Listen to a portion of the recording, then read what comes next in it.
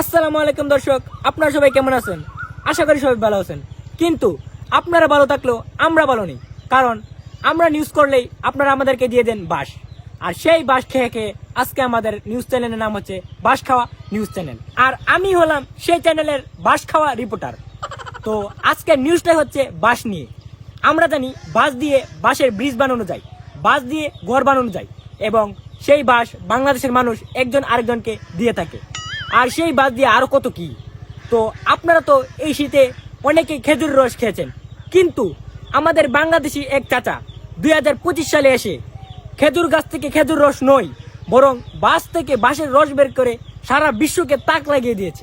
বাংলাদেশি এক চাচা, যা এর আগে কোনো রসই এই দেশ বের করতে পারেনি। আর কি বলতেছেন?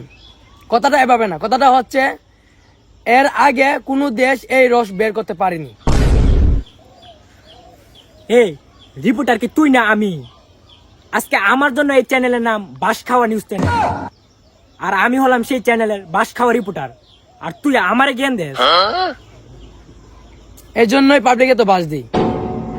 কিরে, কিছু বললি? না না, আমি কিছু বলি নাই। তাহলে জ্ঞান না দিয়া ক্যামেরা ধর। তো চলুন দর্শক, আমরা বেশি দেরি না করে চলে যাই সেই চাচার কাছে। চাচার কাছে গিয়ে জেনে আসি সেই রসের রহস্যের কথা। তো আপনারা সবাই আমাদের বাস খাওয়া নিউজ চ্যানেলের সাথেই থাকুন।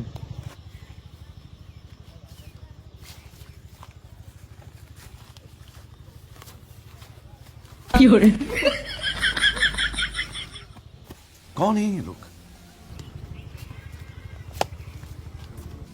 कहां से आते हैं ये?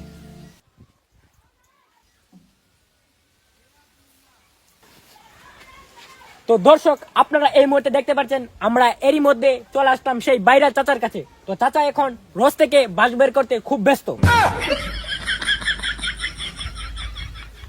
তো দর্শক, আপনারা সবাই দেখতে পাচ্ছেন চাচা এখন বাস থেকে রস বের করতে খুব ব্যস্ত।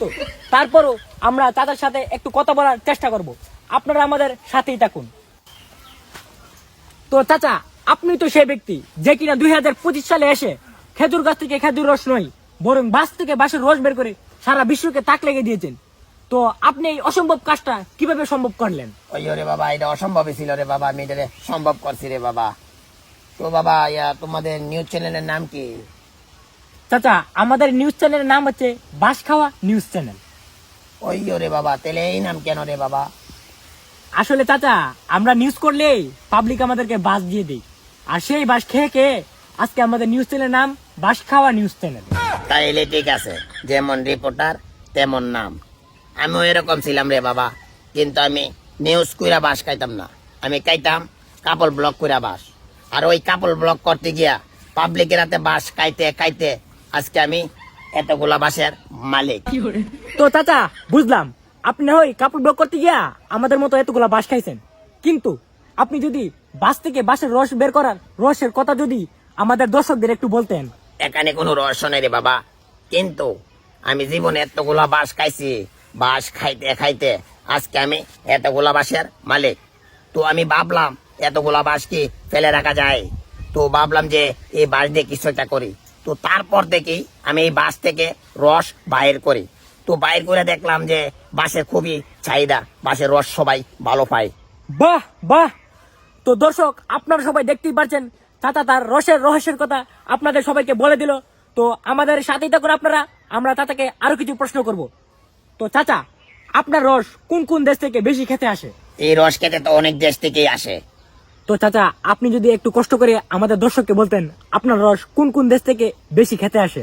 অনেক দেশ থেকে আসে, সৌদি আরব থেকে আসে, আর্জেন্টিনা থেকে আসে, ব্রাজিল থেকে আসে, দক্ষিণ কোরিয়া থেকে আসে, রাশিয়া থেকে আসে, পর্তুগাল থেকে আসে, আর ওগান্ডা থেকে একটু বেশি আসে।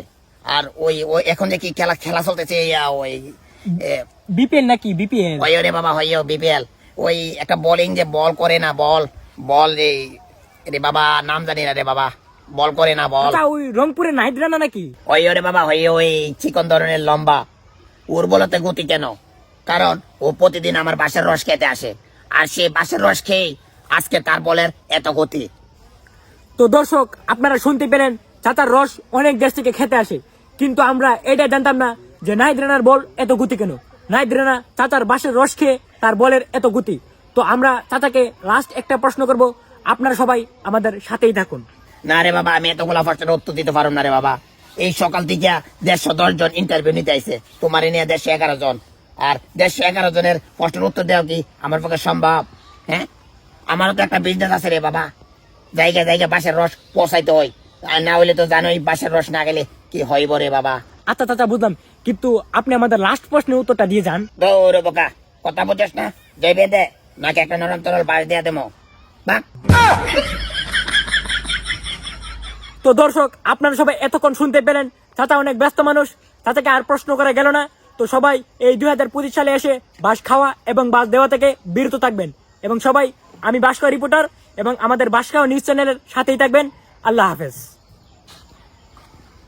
সাইড দে রে বাবা, সাইড দে, বাঁশের রস পৌঁছাইতে পারে বাবা। কি করে